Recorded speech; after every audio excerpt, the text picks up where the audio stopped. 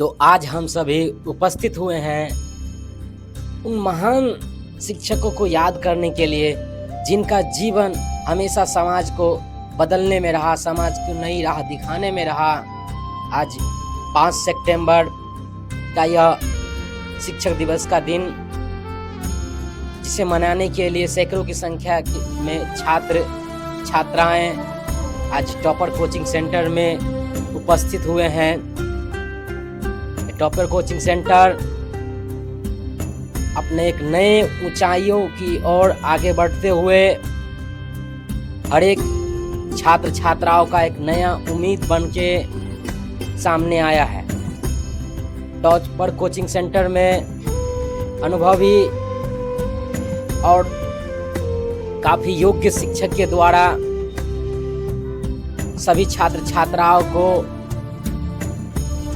Basic knowledge के साथ साथ व्यवहारिक ज्ञान भी दिया जाता है। किताबी ज्ञान के साथ साथ जीवन में आगे बढ़ने का वो सारी ज्ञान इन टीचरों के द्वारा दिया जाता है, जिसके लिए बच्चे काफी उत्साहित रहते हैं। उमंग से भरा हुआ यह टॉपर कोचिंग सेंटर के सभी छात्र छात्राएं हर्षोल्लास के साथ आज टीचर डे मना रहे हैं। उन महान शिक्षक को याद कर रहे हैं जिनका जीवन हमेशा समाज को बदलने में रहा है, समाज को नई राह दिखाने में रहा है, जिनका जीवन हमेशा पढ़ने और पढ़ाने में ही बीता। 5 सितंबर साल 1888 का वह दिन, स्वरपल्ली जो इनका गांव का भी नाम है, स्वरपल्ली तमिलनाडु में सर्वपल्ली राधाकृष्णन का जन्म हुआ। बचपन से ही काफ़ी शिक्षा के प्रति जागरूक, हमेशा पढ़ाई के प्रति उनका लगाव रहता ही था। अच्छे परिवार से सर्वपल्ली राधाकृष्णन बिलोंग करते थे, इसीलिए बचपन से ही रामायण महाभारत गीता का पाठ हमेशा से उनके घर परिवार में ही होता था।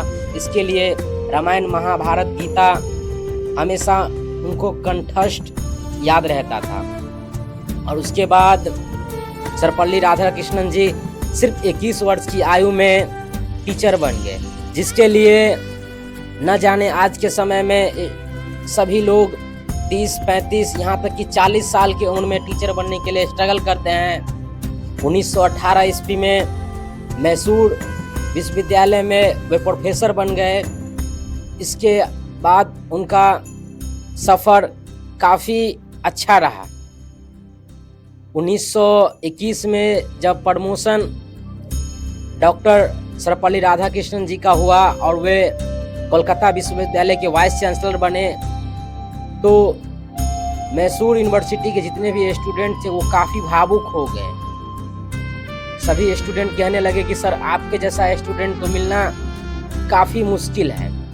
और कहा जाता है कि यूनिवर्सिटी से स्टेशन तक जो बग्घी घोड़े के द्वारा खींचा जाता था, वह बग्घी को स्टूडेंट के द्वारा खींचा गया और डॉक्टर सर्वपल्ली राधाकृष्णन को स्टेशन तक पहुंचाया गया। उसके बाद सर्वपल्ली राधाकृष्णन 1926 में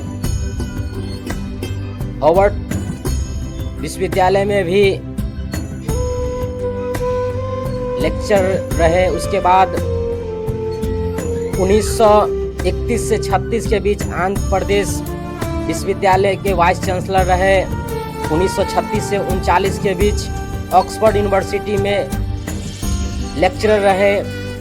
उसके बाद पंडित मदन मोहन मालवीय जी के कहने से, अनुरोध करने से 1939 से 1948 तक बनारस हिंदू विश्वविद्यालय के वाइस चांसलर रहे। तो इनका जीवन हमेशा समाज को बदलने में रहा, समाज को एक नई राह दिखाने में रहा, विद्यार्थी के हित में रहा। और उसके बाद 1949 ईस्वी में भारत का राजदूत बना के डॉक्टर सर्वपल्ली राधाकृष्णन को रूस भेजा गया और वो 1952 तक वहीं रहे। कहा जाता है कि कुछ देर का मुलाकात था स्टेलिन के साथ, लेकिन सर, केशव सर और कृष्ण सर को शिक्षक दिवस की ढेर सारी शुभकामनाएं।